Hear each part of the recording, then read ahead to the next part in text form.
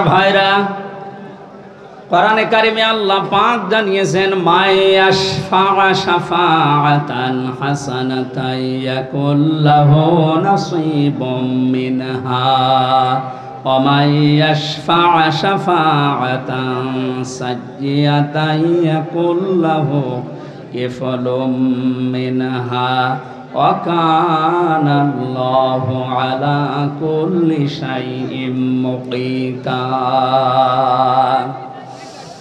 এই পৃথিবীতে কোনো মানুষ যদি ভালো কাজের, সৎ কাজের, কল্যাণমূলক কোনো কাজের সুপারিশ করে, সহযোগিতা করে, রায় দেয়, ভোট দেয়, সাপোর্ট করে, সমর্থন জানায়, ওই লোকটা ভালো কাজ করে যে সওয়াব পাবে, আপনি ওই ভালো কাজে শুধু রায় দেওয়ার কারণে, সাপোর্ট দেওয়ার কারণে একই সওয়াব পেয়ে যাবেন।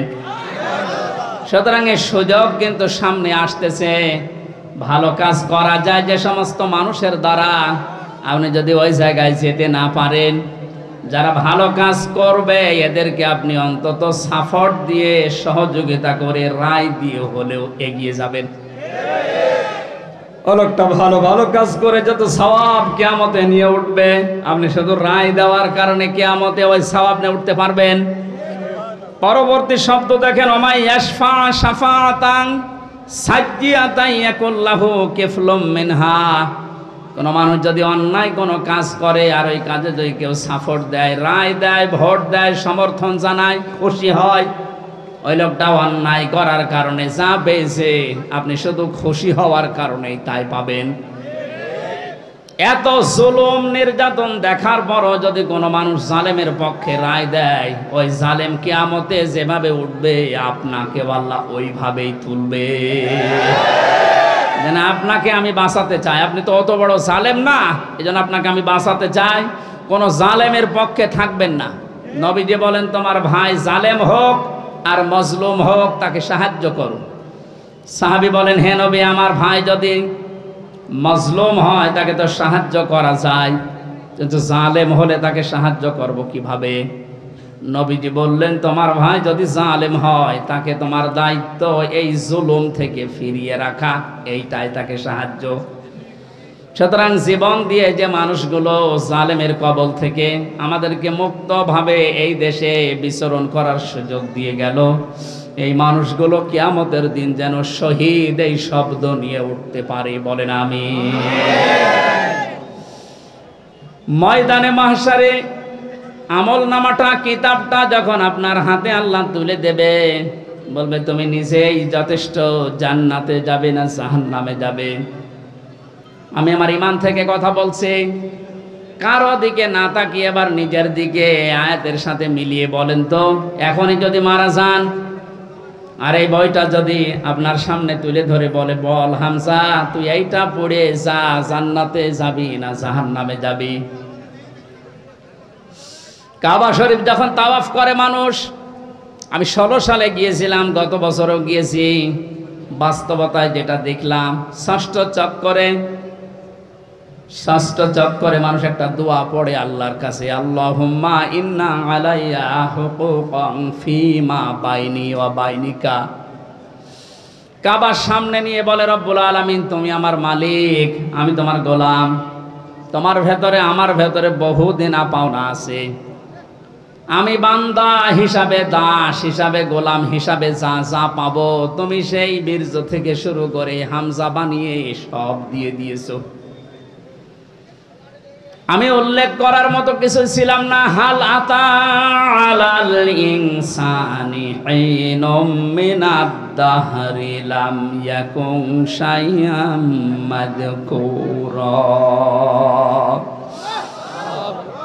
মানুষ কি একটু চিন্তা করে না যে জন্মের আগে, এই পৃথিবীতে আসার আগে উল্লেখ করব এমন কোনো বিষয় লোকটা ছিল না? আজকে সভাপতির নামের নিচে দেখলাম লেখা বিশিষ্ট ব্যবসায়ী আলহাজ নুরুজ্জামান মুন্সি, কত সুন্দর নাম দিয়ে পেছনে ডিগ্রি লাগিয়ে দিয়েছে, উনি এই কাজ করে খায়।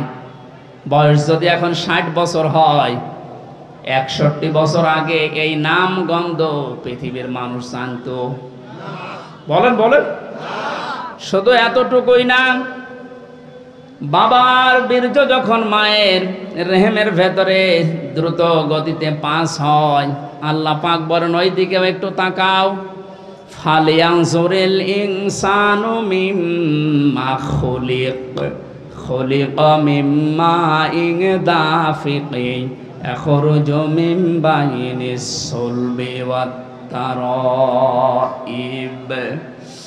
মানুষকে নজর করে দেখে না কি জিনিস দিয়ে তাকে বানালাম। বাবার স্ফলিঙ্গ দিয়ে দ্রুত গতিতে বের হয়ে যাওয়ায় না পাক পানিটা মায়ের রেহেমের ভেতরে জমা হয়। এই যে সলবন এবং তারাইব দিয়েছেন আল্লাহ। সলবন বলা হয় বাবার লজ্জাস্থান, তারাইব বলা হয় মায়ের লজ্জাস্থানকে। এই দুইটা শব্দ আমি তাফসিরের ভেতরে ব্যাখ্যায় পেয়েছি। আল্লাহ বাবার ক্ষেত্রে এক বচন দিয়েছেন, মায়ের ক্ষেত্রে বহু বচন দিয়েছেন। কেন দিলেন? তাফসিরে তাবারি মুফাসসিরে আয়াতের এই সলবন আর তারাইবের ব্যাখ্যা করতে গিয়ে লিখেছেন, পৃথিবীতে মানুষকে নিয়ে আসতে বাবার চাইতে মায়ের কমপক্ষে 3 গুণ কষ্ট বেশি হয়। এই যে এখানে যত পুরুষ মানুষ আছি আমরা, সর্বোচ্চ 45 ইউনিট কষ্ট যদি আমাদের শরীরের ভেতরে কেউ এনে দেয়, আমি সঙ্গে সঙ্গে মারা যাবো, আর সহ্য করতে পারবো না। বিজ্ঞান জানিয়েছে পৃথিবীতে হামজাকে দুনিয়ায় আনতে তার মায়ের কমপক্ষে 57 ইউনিট কষ্ট সহ্য করা লেগেছে। 45 আসলে আমরা মারা যাব, অথচ উনি সহ্য করেছিলেন 57 ইউনিট। প্রতিটি জিনিস পরিমাপ করার একটা যন্ত্র আছে, কষ্ট মাপ দেওয়ার জন্য একটা যন্ত্র আছে, এটা ইউনিট দিয়ে মাপা লাগে। এই যে এই প্যান্ডেলটা যদি আপনাকে আমি মাপ দিতে বলি, দাড়ি পাল্লায় তুলে দেবেন কি দিয়ে? ফিতা লাগবে, গজ লাগবে, টেপ বলেন, এটা দিয়ে মাপতে দিলে আপনি মাপতে পারবেন এটা কয় গজ। পৃথিবীতে প্রতিটি জিনিস মাপার আলাদা আলাদা যন্ত্র আছে না নেই? কষ্ট মাপার জন্য 45 থেকে 57 আপনি হিসাব করেন। এতগুলো কষ্ট সহ্য করার পরেও শুধু শেষ করেননি। সূরা হাক্কাত 15, 16, 17, 18 এই আয়াতগুলোর তাফসিরে পেয়েছি, হামালাতুহু উম্মুহু কুরহা ওয়া ওয়াদাআতুহু কুরহা ওয়া হামলুহু ওয়া ফিসালুহু 30 শাহরা ইলা আখিরি আয়াত। আল্লাহ পাক বলেন তোর মা তোকে কষ্টের পরে কষ্ট সহ্য করে পেটে বহন করেছে, শুধু এতটুকু শেষ করেনি, ডেলিভারির যে কষ্টটা এটাও সহ্য করেছে, এতটুকুও শেষ করেনি, 2 থেকে 2.5 বছর পর্যন্ত বুকের দুধ খাওয়িয়েছে। কোন মানুষ যদি এই পৃথিবীতে বলে মায়ের কষ্ট ঋণ আমি শোধ করে দেব, বিশ্বনবী জানিয়েছেন জন্মের পরে যে 1 ফোঁটা দুধ তোমার মুখে মা দিয়েছিল, ওই ঋণটাও কিয়ামত পর্যন্ত শোধ হবে না। মায়ের এই কষ্টের কথা শোনার পরে যে মানুষগুলোর ভেতরে আবেগ আপ্লুত হয়ে মায়ের কথা মনে হচ্ছে যে এই কষ্ট সহ্য করেছে আমার মা, অবশ্যই তাদের উচিত হবে আল্লাহর ইবাদতের পরে মা বাবার দিকে খেয়াল করা, তাদের খেদমত করা। কোরআনে কারীম জানিয়েছে ওয়াকাদা রাব্বুকা আল্লা তা'বুদু ইল্লা ইয়্যাহু ওয়া বিল ওয়ালিদাইনি ইহসানা। এদিকে তাকান, আল্লাহ আদেশ দিচ্ছেন, আমি রায় দিয়ে দিলাম। রায় দিচ্ছেন কে? আমি রায় দিয়ে দিলাম, লিখে দিলাম। এই যে কজা মানে ফায়সালা করে দেওয়া, রায় দেওয়া, লিখে দেওয়া, সিদ্ধান্ত জানানো। আমি আল্লাহ সিদ্ধান্ত নিয়েই ফেলেছি, রায় দিয়ে দিয়েছি যে আমার ইবাদতের পরে আর কারো ইবাদত করা যাবে না, আর মা বাবার খেদমত করা লাগবে, তাদের পেছনে খরচ করা লাগবে। মহেশপুর বাসী এখানে একটা শিক্ষা পেয়েছি আমি, আল্লাহর ইবাদত করা, আল্লাহর আইন মানা নফল না ফরজ? আরো জোরে বলেন। মা বাবার আইন মানা, আপনি আলেম, আপনি কথা বলবেন। যারা জানেন না মুখ খুললেন কেন বলেন তো? আমি এখানে একটা শিক্ষা নিতে চাই, আমি গতানুগতিক কথা বলি না। আপনি দেখেন তো কি এখান থেকে বের হয়। আল্লাহর আইন মানা আমরা দেখলাম ফরজ, প্রশ্ন করা যাবে? বলেন না কেন? আল্লাহর আইন আপনার বুঝে আসুক বা না আসুক, এটাই ফাইনাল, কোনো প্রশ্ন। আল্লাহর আইন মানা কি? সবাই মুখ খোলেন তো কি? মা বাবার আইন মানা ফরজ না। এই যে মাঝখানে ওয়া আছে, মা বাবার আইন মানা ওয়াজিব না, ফরজ না, ওয়াজিব না। মা বাবার খেদমত করা ফরজ, আইন মানা শুধুমাত্র আল্লাহর ফরজ। কার? আরো জোরে বলেন। আর আল্লাহর পরে রসুলকে আল্লাহ শরীয়ত প্রণেতা বানিয়েছেন, শারে। এজন্য উনি যে নিয়ম নীতিগুলো দিয়েছেন ওইগুলো ফরজ। মা বাবার আইন মানা ফরজ নয়, তাদের সেবা করা, খেদমত করা, টাকা পয়সা তাদের পেছনে খরচ করা কি? বলেন না কেন? কেন ফরজ কেন? আল্লাহ রাব্বুল আলামিন দলিল দিচ্ছেন, অখফিদ লাহুমা জানাহা যুল্লি মিনার রাহমা। এইদিকে তাকান, এটা আলেম না? এটা শব্দটা আছে অখফিজ, খফজন মানে ডাউন করা, এরপরে ফল করা। খফজন মানে কি? ডাউন করার পরে ফল করে দেওয়ার আরবি নাম অখফিজ বা খফজন। আল্লাহ বলেন খফজন করবে। জানাহান মানে ডানা, জিল্লুন মানে ছায়া হয় বা নম্রতা হয়। তোর যে ছায়া আছে ডানা, আর এই ডানার ছায়াটা এভাবে ডাউন করার পরে ফল করে দিবি। আমার প্রশ্ন হচ্ছে, এ পৃথিবীতে কোনো মানুষের ডানা আছে কি? এটা কি? তাহলে আল্লাহ এখানে এদন দিত বা আউদুদা দিত, এ শব্দ না দিয়ে জানাহুন পাখির ডানা আল্লাহ আমাদেরকে দিলেন। আল্লাহ মনে হয় জানে না তাই।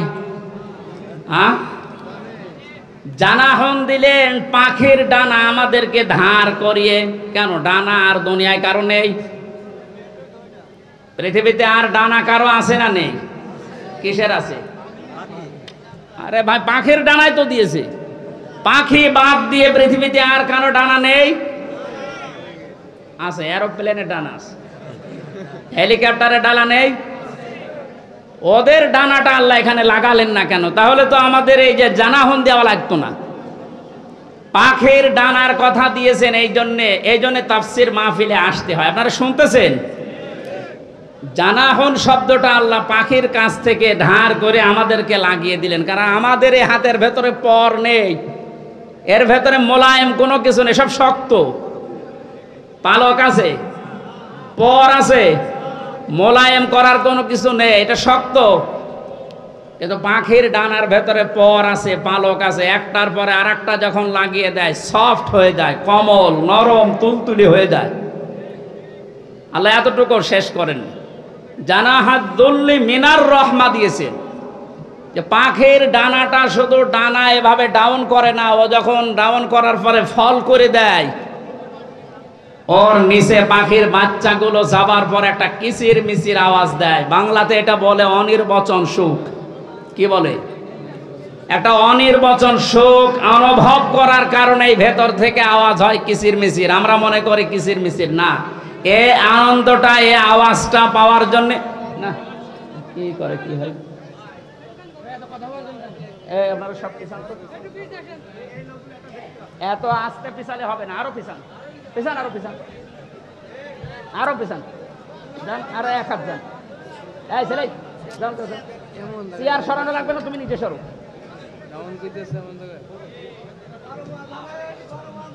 কথা বোঝার কোন ই নেই। তাফসীরুল কোরআন মাহফিলে আমি আর কি করছি? কথা বোঝার চেষ্টা করেন ভাই।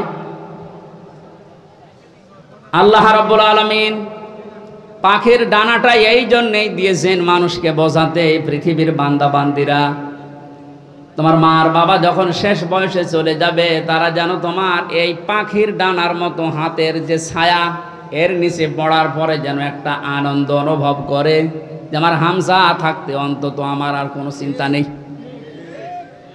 মহেশপুরবাসী কত আলেম এখানে বসে আছে, হাজারো মানুষ আমরা। বলেন তো আমাদের মা আর বাবা এখন শেষ বয়সে এসে এইটা বলার মতো স্কোপ পাচ্ছে না? পাচ্ছে না। আল্লাহ রাব্বুল আলামিন মায়ের কথা 3 বার দেওয়ার জন্য তারাইব বহু বচন দিলেন, আর বাবার কথা 1 বার দিয়েছেন। আমি যেটা পর্যন্ত এটা নিয়ে এসেছিলাম, নেই থেকে শুরু করে পর্যন্ত যিনি নিয়ে আসলেন, কারো সাহায্য যার লাগেনি। মার বাবার এই যে স্ফলিঙ্গ দিয়ে নাপাক পানিটা দিয়ে তাফসিরে পড়েছি, আল্লাহ 8টা জিনিস বানিয়েছিলেন: রক্ত, গোশত, চর্বি আর চামড়া, চুল, রগ, হাড় আর পর্দা। 8টা জিনিস যখন মায়ের রেহেমের ভেতরে এক হয়ে যায়, আল্লাহ পাক তখন ফেরেশতাদেরকে বলে, আমি আল্লাহ আমার রব নামের কারণে 5টা জিনিস একে দান করব। ওয়াজআলা লাকুমুস সামআ ওয়াল আবসারা ওয়াল আফইদা ইলা আখিরিল আয়া। সূরা নাহলের 78 নম্বর আয়াতের মাঝের অংশে আল্লাহ জানিয়েছেন, শ্রবণ শক্তি, দর্শন শক্তি, বাক শক্তি, আকেল শক্তি আর ঘ্রাণ শক্তি, এই 5টা আমি আল্লাহ নিজে তাকে দান করেছি। একটাও যদি কম দিতাম, দুনিয়ায় আসতো ওই লোকটা কিন্তু অপূর্ণাঙ্গ হয়ে। এখানে অনেকাংশ মানুষ, আমরা সব পূর্ণাঙ্গ মানুষ, কয়েকজন হয়তো আছে বিকলাঙ্গ, অন্ধ, ন্যাংড়া, কিন্তু হাজারো মানুষ আমরা সব পূর্ণাঙ্গ মানুষ। আল্লাহ নিজের পক্ষ থেকে একটাও যদি কম দিত, তো কি অবস্থা হয়তো সারা জীবন, আপনি ভাবেন। আল্লাহ পাক এই জন্যই জানিয়েছেন, হে পৃথিবীর মানুষেরা, নেই থেকে শুরু করে উল্লেখ করার মতো একটা জায়গায় তোরে নিয়ে আসলাম, এরপরও আমার সাথে তোর নাফরমানি কমে না। কাইফা তাকফুরুনা বিল্লাহি ওয়া কুনতুম আমওয়াতান ইলা আখিরি আয়াত। বালাগাত মান্তিক যারা পড়ায় বা জানে, কাইফা শব্দটা 11টা বিষয়ের আগে আল্লাহ ব্যবহার করেন। কাইফা শব্দের প্রথম ব্যবহার হচ্ছে মান্তিকের কায়দায়। আল্লাহরও বিশ্বাস হতে চায় না এমন জায়গাকে আল্লাহ কাইফা দিয়ে শুরু করেন। এটা এতক্ষণ যেটা বলছিলাম, বীর্য থেকে শুরু করে এ পর্যন্ত আনার পেছনে কারো কোনো অবদান নেই। মার বাবা শুধু এক বিছানায় ছিল, এতটুকু তাদের কাজ। বাকি যা করার বলেন তো কে করেছে? এই মানুষ এখান থেকে হামজা পর্যন্ত হবার পরে যখন নাফরমানি করে, তখন আল্লাহ কাইফা শব্দ দিয়ে শুরু করেছেন যে কি করে নাফরমানি করে আমারও বিশ্বাস হয় না। কাবার গেলাপ ধরে মানুষ কিন্তু ষষ্ঠ চক্করে এইটাই বলে এসেছি আমরা, রব্বুল আলামিন, আমি তোমার গোলাম হিসাবে, বান্দা হিসাবে বহু কিছু আমাকে তুমি দিয়েছো, ওই যে বীর্য থেকে এ পর্যন্ত, কিন্তু তুমি আমার মালিক হিসাবে আমার তো কিছু দেওয়া দরকার। আমি তো কিছুই তোমার আজ পর্যন্ত দিতে পারলাম না। তবে একটা জিনিস আমার আছে, পুঁজি। তোমার ওই রহমান, ওই গাফফার, ওই গফর নামের খাতিরে এই কাবা সামনে নিয়ে বলছে, আমারে মাফ করে দাও। এই জন্য যারা তাওবা করার জন্য এখনো রাজি হননি, এখনো পর্যন্ত শয়তানের ধোঁকায় পড়ে আছেন, সুযোগ আছে, আপনারা আশা করছি ফিরে আসবেন। আল্লাহ রাব্বুল আলামিন এই যে রাত 12টার পরে তাহাজ্জুদের সময়ে প্রথম আসমানে এসে আপনাদের মতো আমাদের মতো মানুষকে ডাক দিয়ে বলবো, আসো ক্ষমা চাও, ভুল করে ফেলেছো, ক্ষমা চাও। আমরা যেন ক্ষমা চেয়ে নিজের জীবনটাকে মুহাম্মদুর রাসূলুল্লাহর উম্মতে পরিণত করতে পারি, বলেন আমিন। মহেশপুরবাসী বান্দা যখন এটা পড়তে পড়তে কিছুক্ষণ যাবার পরে দেখবে না লজ্জা লাগে, পড়ার মতো না, আল্লাহ পাক বলবেন না পড়া লাগবে। আমার তো ওই দিবসের কথা মনে হয়ে এখন আফসোস হচ্ছে, আল্লাহ আমি কি সত্যি পড়তে পারবো? আমার এই 24 সালের এটা আগস্ট মাস, যদি আল্লাহ বলে প্রথম তারিখ পর্যন্ত তোরে মাফ করে দিলাম, তোর কোনো হিসাব নেই, শুধুমাত্র এই যে 17 তারিখ আজকে, এই 17 দিনের হিসাব দিয়ে জান্নাতে চলে যা। যত মানুষ এখানে আপনারা আছেন, বুকে হাত দিয়ে বলেন তো 17 দিনের হিসাব এখনো জোগাড় করা সম্ভব হয়নি। অথচ যে হাদিস পড়েছিলাম, নবীজি বলেন, মা তাজালু কদামা বানি আদম আবদি ইয়াউমাল কিয়ামাতি হাত্তা ইসালান খামসিন। কিয়ামতের এই কঠিন ময়দানে প্রতিটি মানুষকে আল্লাহ তার নিজের সামনে দাঁড় করাবেন। প্রত্যেককেই 5টা করে প্রশ্নের উত্তর জিজ্ঞাসা করবে। 5টা প্রশ্নের সঠিক জবাব দেওয়া ছাড়া কেউ সামনেও যেতে পারবে না, পেছনেও যেতে পারবে না, জায়গায় দাঁড়িয়ে থাকবে। শুধু মাইক ফাটিয়ে টেবিল ফাটিয়ে ফেলেন না, নিজের সাথে মিলান তো। জালেমদের কথা তো বাদই দিলাম, আমরা যারা মজলুম আছি তারা নিজেদের দিকে এই 5টা বিষয় একটু মিলাই। গোজামিল দিয়ে উত্তর দিলে হবে না, নকল করে গোপালগঞ্জের মতো পাশ করে চাকরি পেলে হচ্ছে না। আমরা A+ পাওয়ার পরও আমাদেরকে দেয় না, আর ওরা 2.5 পেয়ে চাকরি পেয়ে যাচ্ছে। কত দুর্নীতি হয়েছে আপনি টের পাচ্ছেন। বাস্তবতায় মিলিয়েছেন আপনি একবারও? যে এই লোকটা নিজে আল্লাহর সামনে দাঁড়িয়ে আছে, আপনি নিজে মনে করেন দাঁড়িয়ে যখন আছে, আল্লাহ জিজ্ঞাসা করছেন হামজা বলো তো দেখি, একটা জীবন দিয়েছিলাম 60 বছরের, এই 60 বছরে কি করলে, জবাব সঠিকটা দাও। 2 নম্বরের বিষয় আল্লাহ দিয়েছেন যুবকদের বিষয়,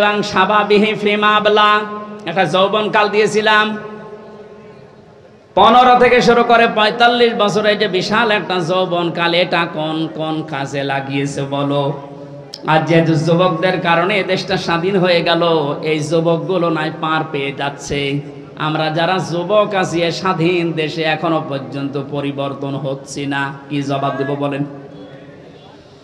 আমার কিন্তু 60 বছরের ভেতরে যৌবনকালটা ছিল। আল্লাহ আলাদা করে যৌবনকালের কথা নবীজি বললেন কেন? এই কারণে জানিয়েছে, কারণ যুবকদের দ্বারাই সব কিছু পরিবর্ধন করা সম্ভব, যেটা আমরা দেখতে পেলাম। এই যুবকদেরকে আমি আজকে এই মাহফিলে আহ্বান জানাই। শুধু এইটাই না, যেহেতু পরিবর্তন হওয়া আরম্ভ হয়েছে, সংস্কার হওয়া শুরু হয়ে গেছে, আগামীর বাংলাদেশকে ইসলামের হাতে তুলে দিয়ে আপনারা ক্ষান্ত হবেন। যুবকরা যদি ইচ্ছা করে এটা করা সম্ভব কিনা বলেন তো?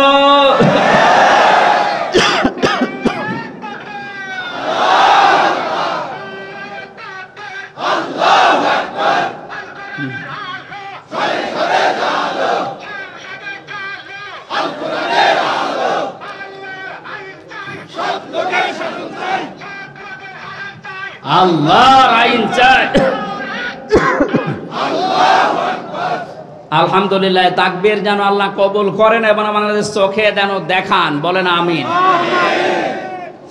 আজকে এই যে শেজিয়া বাজারে আমি আয়াতটা পড়েছিলাম, রাআইতান নাস ইয়াদখুলুনা ফি দীনিল্লাহি আফওয়াজা। হে নবী, আপনি যখন দেখবেন যে আল্লাহর সাহায্য এসে গেছে, তখন তো বিজয় হবে। দলে দলে পালে পালে মানুষ ইসলামে প্রবেশ করছে, যেটা আমরা এখন চর্মচোখে সারা বাংলাদেশে দেখতে পাচ্ছি। একটু যাদের বিবেক আছে, একদম মরে যায়নি, তারা আজ তো সবকিছু ভুলে ইসলামে চলে আসছে। কারণ ইসলামের মালিক ওরা জানে যে দেশে জামাত ইসলাম, শিবির, চরমনা, এরা না, ইসলামের মালিক কে? আর যারা আমরা আছি, আমরা ইসলামের খাদেম। সুতরাং ইসলাম প্রতিষ্ঠা করতে গিয়ে, ইসলাম কায়েম করতে গিয়ে বিকাল 5টার আগে কাউকে আমরা আর ষড়যন্ত্র করতে দেব না ইনশাআল্লাহ। এই যে বিচারপতির নামে কলঙ্ক, মানব জাতি হিসাবে একদম কোলাঙ্গার, এই যে মানিক, বিচারপতির নাম নিলাম এই কারণে, নাম নিয়েও গুনাহ হবে, কারণ